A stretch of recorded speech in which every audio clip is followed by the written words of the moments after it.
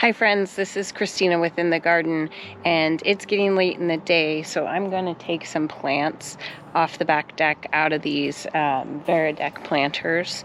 When we were gone in Florida for 2 weeks, a lot of this annual foliage died back, and so it was perfect because these are going to come out, and we're going to put some ornamental kale and some aster flowers. Aster is going to be an annual as well, but they'll be nice for the fall. So I wanted to show you tonight what we're taking out, and in the morning I'll show you what we're going to put in. Okay. All right, so these petunias are going to come out.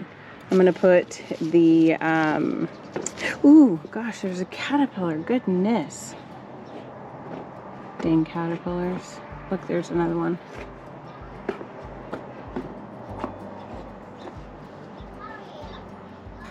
Okay, so the dahlias officially are covered in caterpillars. So I'm going to spray them with BT, which is going to, I had like 6. I got them on the ground here. Baby Joe's grunting. We're going to spray these and move the dahlias into another pot. But petunias are going to go. All of this is annual, so we're going to take all of that out. That's Coleus, Lantana, Super Bells, and Sweet Potato Vine. This is more petunias, and the sunflower is going to go out. So we're going to take those out, and we'll put all new plants in here. And I went ahead and sprayed this too. Look at the caterpillars, got it. Ate it to shreds while we were gone.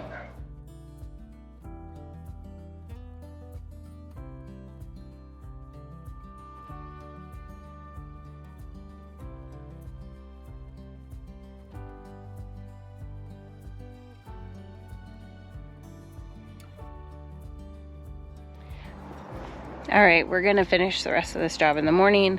It's gotten dark enough to where the lights turned on the back patio. On this pot, we pulled out the sunflowers, and one of the sunflowers, the bigger one, had a root system that was the size of a basketball. So we'll have a lot more room in that pot now. And sunflowers are great because they get really beautiful for a good part of the year. But when the wind comes through this canyon for us, it just kind of makes all of them lean over. You might see in the background.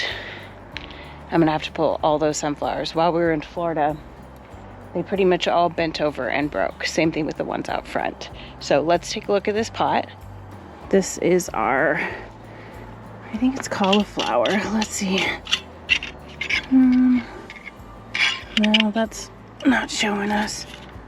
Well, I think this is cauliflower. I think this was a late summer cauliflower, and the caterpillars got it while we were gone. So I sprayed it with BT, and it should come back. It'll like the cool weather. It still technically has some time to bulb up and have a head, so we'll just leave it there and see what happens. Let's go. So since it's the end of the season, I wanted to talk to you about the fact that we're going to reuse the soil that's in here, but we're going to add to it, and we'll add some amendments from, we can do some compost and some Espoma products for plants, but we're going to go ahead and reuse the rest of the soil. Normally you would replace the soil. The plants use the majority of the nutrients, so you can put this back in your composting bin or in other parts of your landscaping, but we're going to use this for the rest of the year. So this one's done. All the stuff is out of it. This one is done. So tomorrow morning when we have more light, we're going to empty that one, empty this one, and I'll go ahead and throw this whole thing away. This, if you can see, was the root system of one sunflower.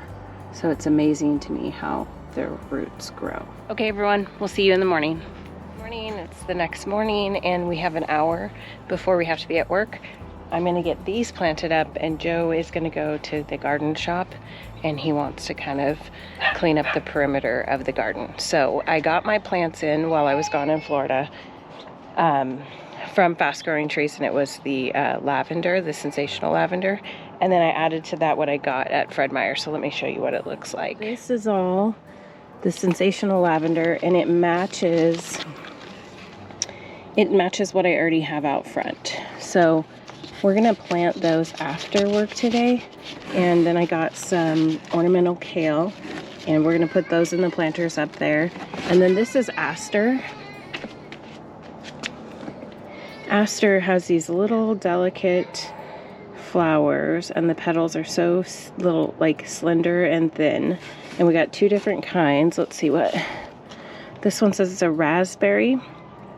It is an annual, so it won't last forever, but they're pretty hardy during cold weather. Let's see, and blue. So raspberry and blue. We're gonna put those with it. With that, I just thought the color combination was pretty cool. So 2 of the ornamental kale, and then we have 4 of each color. Anything that's extra, what I might do is I might put all the raspberries up top with it, and then all of the blue in a different planter, but they're nearby each other, and so they'll still look good. So let me get placement done, and then we'll go from there. And it sounds like little baby Joe is having a rough morning, if you heard him. Okay, all you need for the project at this point is Espoma's flower tone. We're gonna add that back to the soil because, like I said, the soil has been used for all the plants we had all summer, so it depletes a lot of the nutrients. So we're gonna add that back. And then we have this planting mix for shrubs and roses and pretty much anything you can use. It's a mix, not a soil. So remember that there is a difference. And let's get these placed and see what it looks like.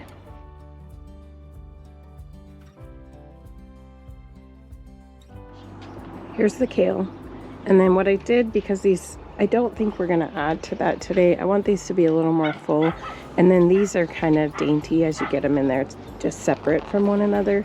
So I went every other. I thought about putting the blue ones behind and the raspberries up front.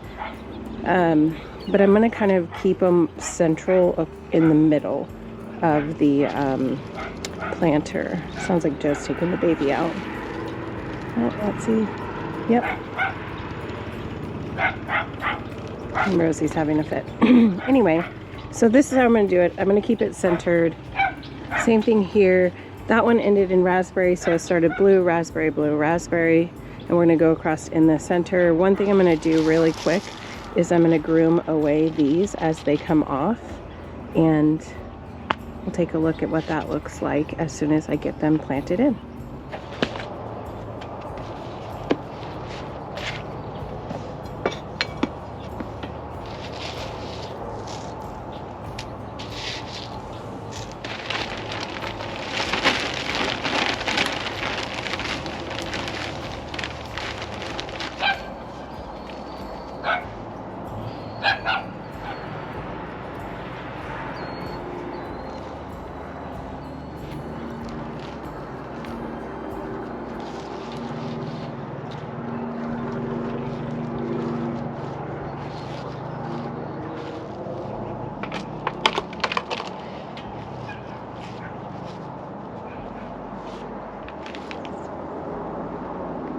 Here's what it looks like. The raspberry is taller than the blue, but I don't mind it so much. However, I wonder if I should put the purple behind the blue. I do like that better. So I didn't want to place them directly in front of each other, but there wasn't a great way to stagnate or create stagnation, or I think that's the word I'm thinking of, but to stagger each of these. And they're such dainty flowers, and the soil was so wet. When I pulled this one up, it kind of separated from all the soil it was around. So we're gonna give these guys a rest and see what it looks like. But I think either way, it still looks really pretty.